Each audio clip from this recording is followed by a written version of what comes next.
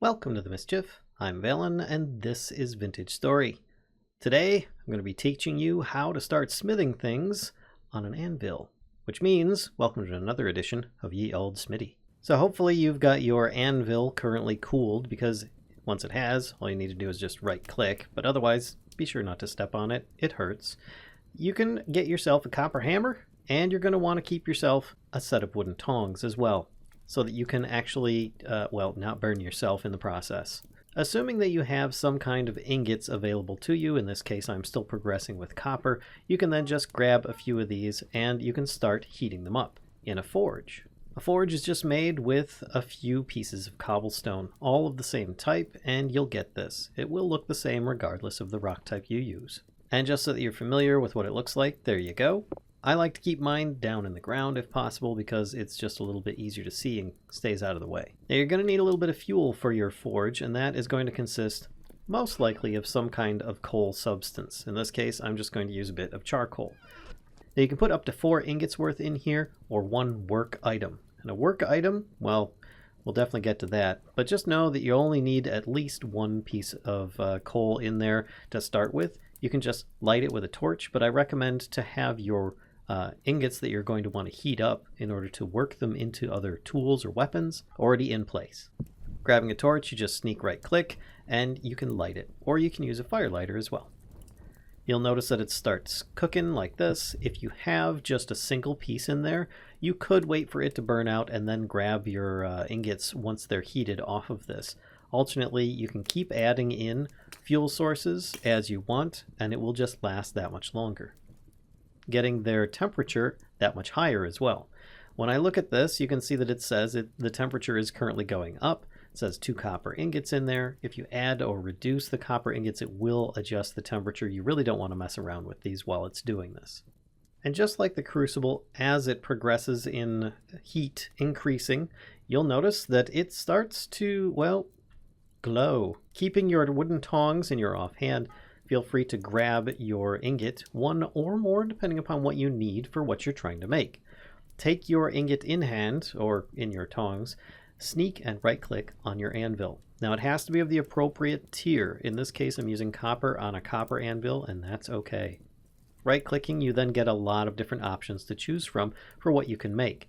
A bunch of arrowheads, axes, forks, and so on. Some of these things look familiar. You can actually pour them in a mold, and I do recommend you use a mold so that you can save the durability of your hammer. Alternately, you can make things like nails and strips, shears, a scythe, a copper wrench, a spear, a knife, copper cleaver, a chute section, or even a chisel. All of these can be extremely valuable to you, even a lightning rod, which might save your place from going up in flames during a thunderstorm. But let's keep it somewhat basic.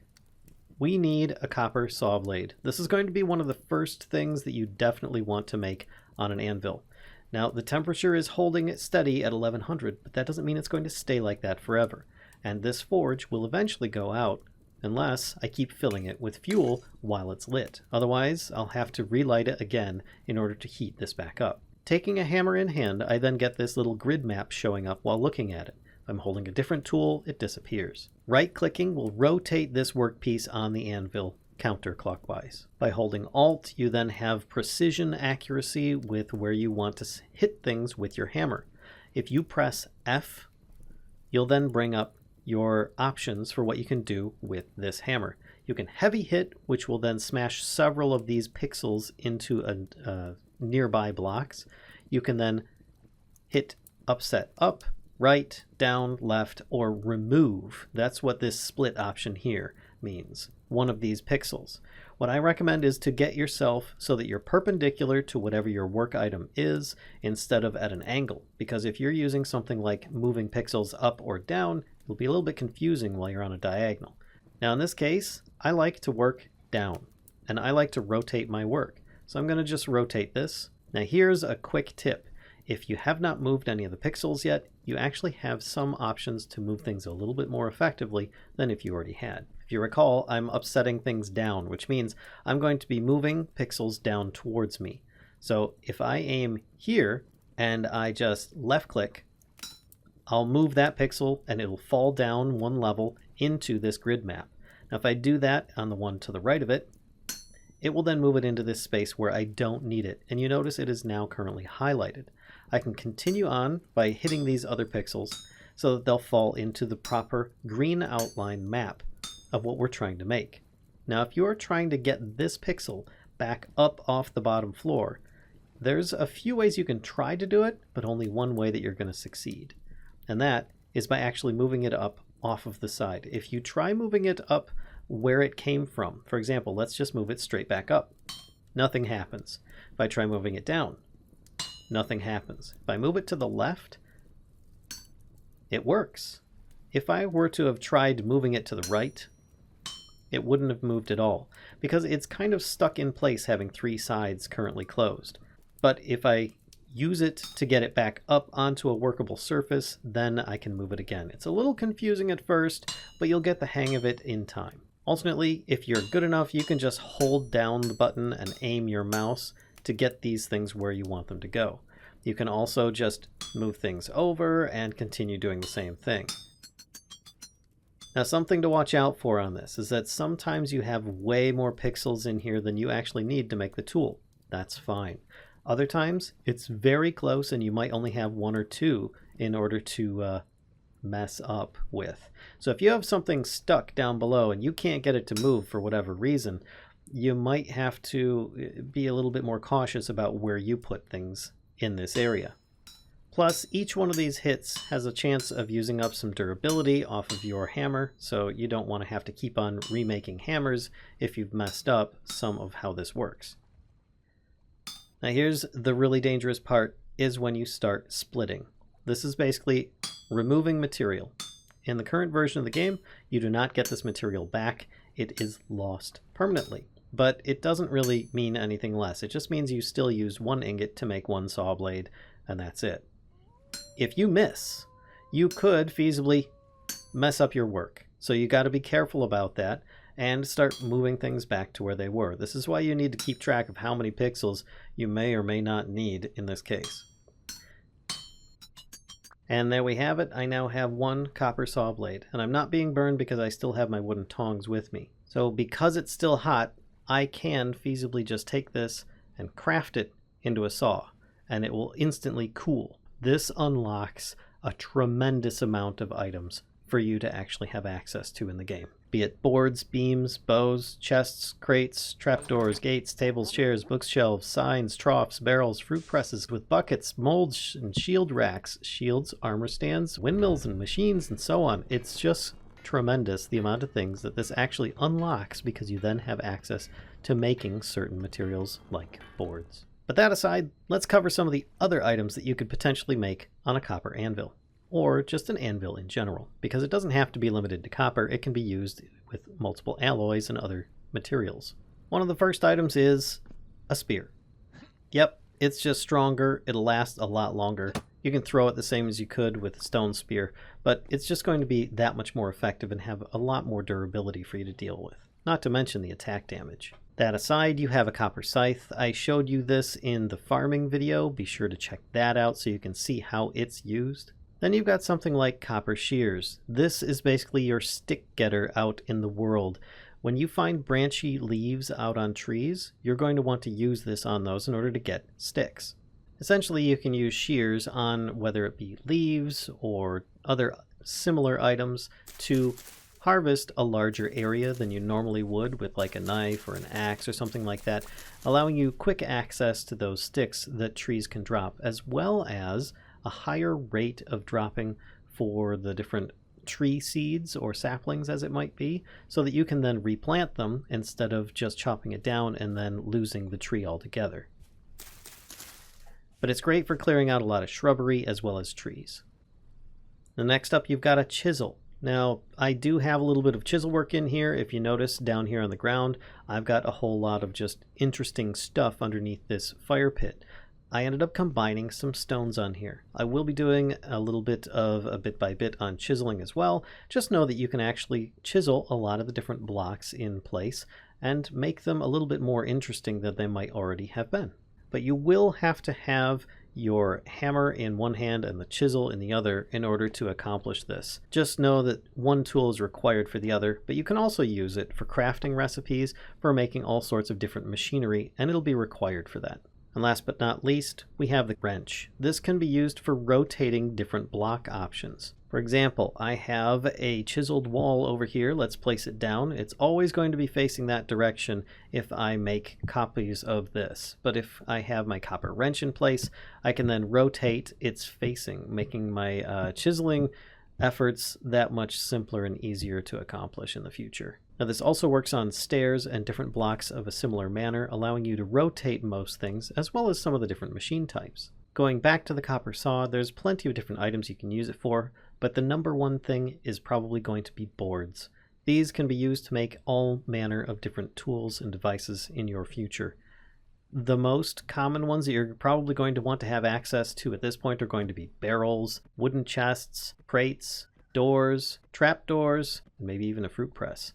Each of these is going to be potentially invaluable to you, or at the very least, maybe it's just aesthetically pleasing and something you can use for decoration. Most common though, people are going to be using it for wooden chests and proper doors to start with, maybe even some crates. Crates are a storage item that you can use to store one type of item, and in large quantities. Wooden chests are probably one of the bigger storage items you have. If you craft two of them together in a crafting inventory, you can then make a wooden trunk, which will have even more inventory by 4 more slots. And then of course you've got barrels. These can be used for all manner of different items, mostly liquid, but some of which can be used for farming, for making compost or something of that nature. But it is going to be useful nonetheless, especially if you're wanting to make anything to do with leather. Now to take a step back for a moment and start progressing you towards the next step. That's going to be alloys, how you can make things like tin bronze or bismuth bronze. Each one might require different ingredients list. Be sure to check them out on the H menu, and it should allow you a measure of trying to figure out how much you might need. I'll give you a little shortcut on this one if you want to make 7 easy ingots of a tin bronze, if you've been fortunate enough to either find tin or use prospecting in order to locate some and mine it up. If you take 1 full stack of copper-like nuggets, in this case 128 pieces, combine it with 12 tin bits, you'll get 7 easy ingots of tin bronze alloy. This is a very strong alloy and actually a little bit more effective in most cases than bismuth bronze. And if you are doing any smithing on here, I do recommend that you make one more very important thing, and that is going to be a plate. Now it doesn't have to be bronze in this case, and it can be used to make plaques, shields, different kinds of plate, armor, brigandine, and so on. There's multiple sets of armor that you can use at this point, as well as make a mining bag, which can only hold stones, ores, minerals, and metals, and it will replace one of these slots down here. Usually situational, but if you're going on a mining run, it's something that you must have with you. But most importantly is that you can use a plate to make yourself some kind of lantern. Covered in the bees video, I showed you how you can make candles. Combining it with some quartz as well as a plate of whichever type that you have should make you some kind of lantern, which will get you a really nice light source. If you've been fortunate enough to either pan up or prospect and find some silver or gold plates, you can then actually add that to whatever lantern you currently have. Simply just by right-clicking on it, it then increases the light capacity of that lantern by adding some more reflection to it. You now have an even brighter lantern than you might have before. And just by looking at it, you can see it says copper with silver lining and a quartz glass panels. And once you've started making some alloys like this, regardless of it being a tin bronze or bismuth bronze or even black bronze, which can be even better than both of these, you're going to want to get another 900 units worth so that you can upgrade your copper anvil to whichever alloyed anvil you would like. Whether it be bismuth bronze, tin bronze, black bronze, does not make a difference. They're all the same tier level, and that's tier 2.